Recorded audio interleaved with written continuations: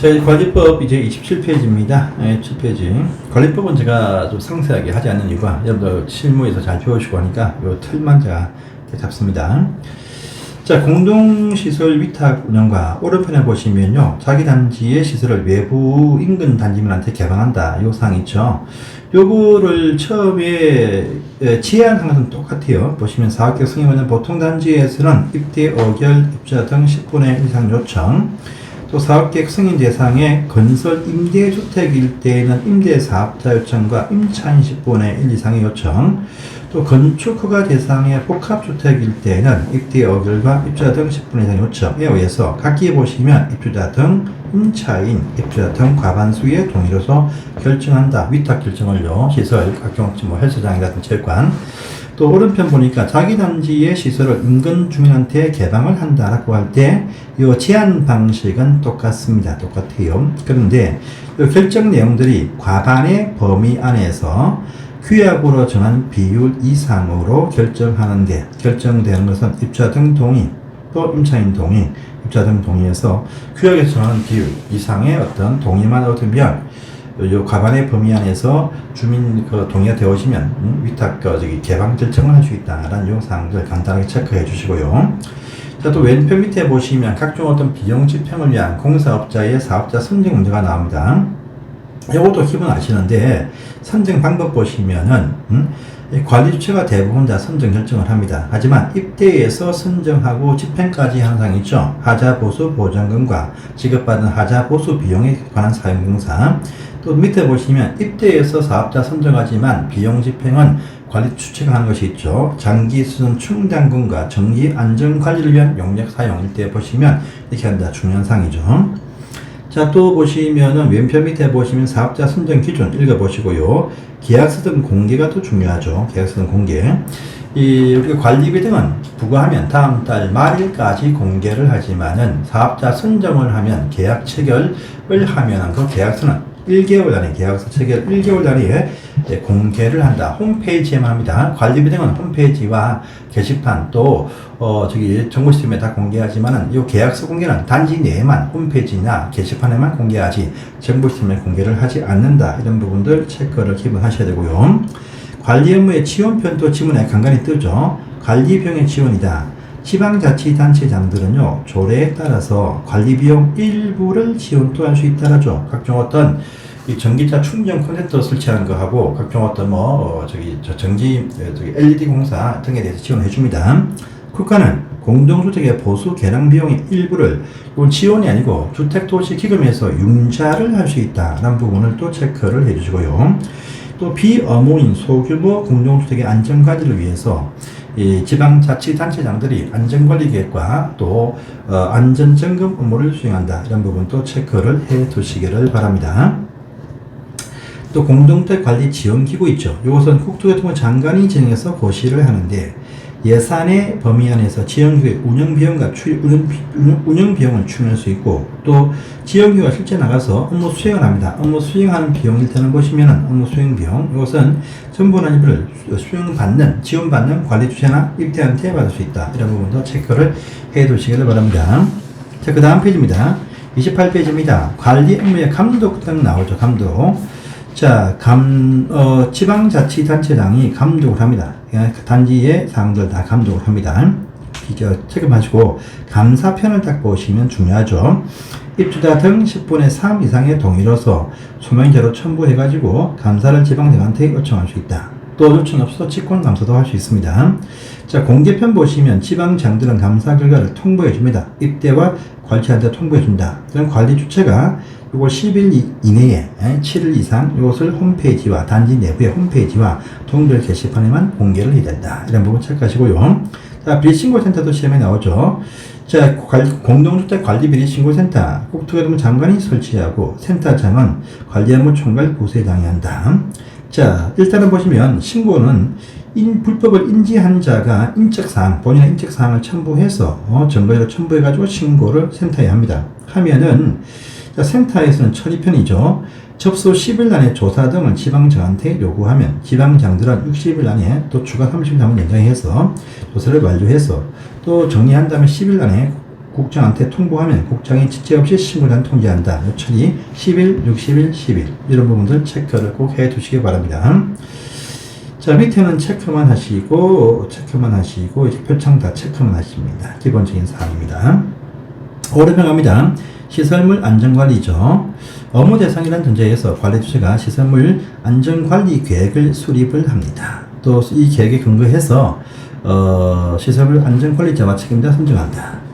대상 또 한번 나온 적이 있었죠.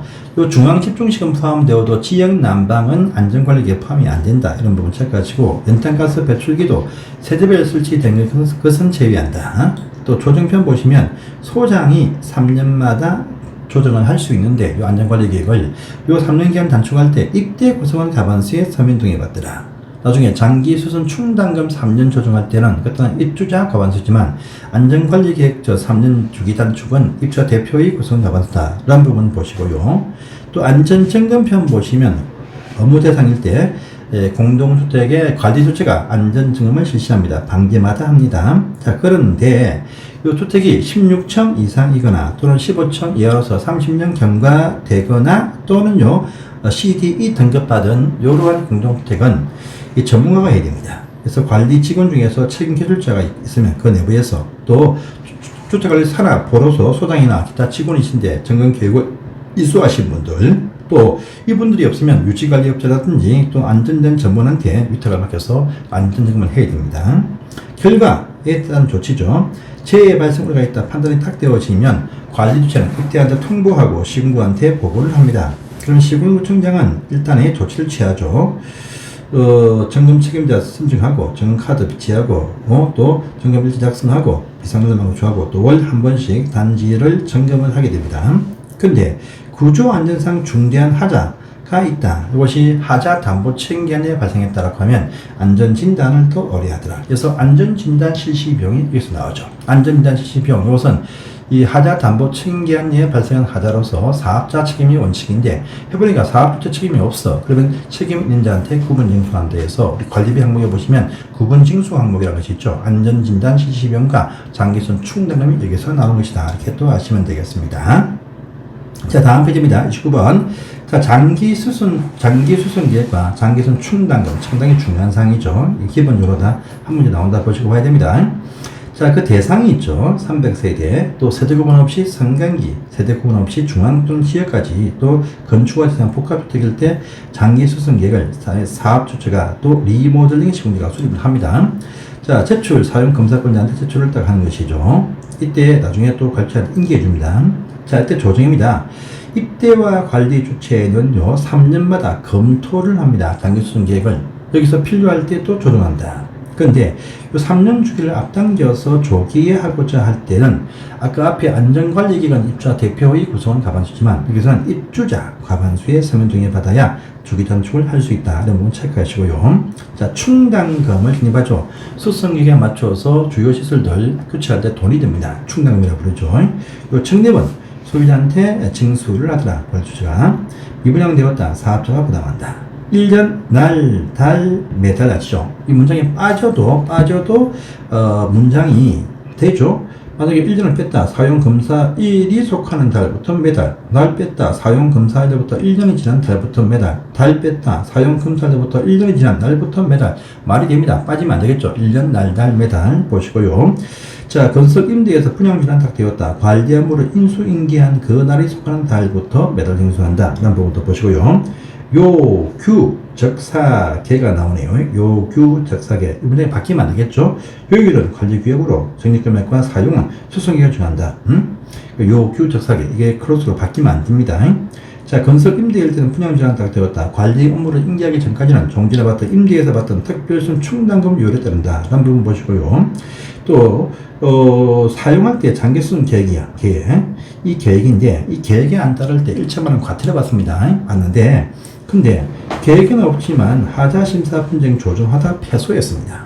하자 진단, 하자 감정을 해보니까 이 사업자 측 책임이 없어. 그럼 떠안게 됩니다. 이때 보시면 전체 입주자 과반수가 서면 동의하면 이 용도로 쓸 수 있다. 라는 부분도 계획이 없지만 할 수 있다는 부분도 보시고요. 자, 비용 관리죠. 기본적으로 다 아십니다. 통과를 하겠습니다. 자, 관리비 예치금은 두 번 나오죠. 사업주체가 입주 예금자한테 받는 관리비 예치금, 또 관리주체가 소유자한테 받는 관리비 예치금. 근데 관리주체가 소유자한테 받는 거기 관리비 예치금은요, 나중에 이 소유권의 상실, 집을 팔았다, 나갈 때 청산하고 반환을 해준다는 부분도 체크하십시오. 충당 같은 경우는요, 이 임차인에서, 그러면 임차인 나중에 퇴거할 때, 그때 보시면 소유자한테, 입주자한테 이것을 징수할 수 있죠. 그래서 확인서를 띄워줍니다.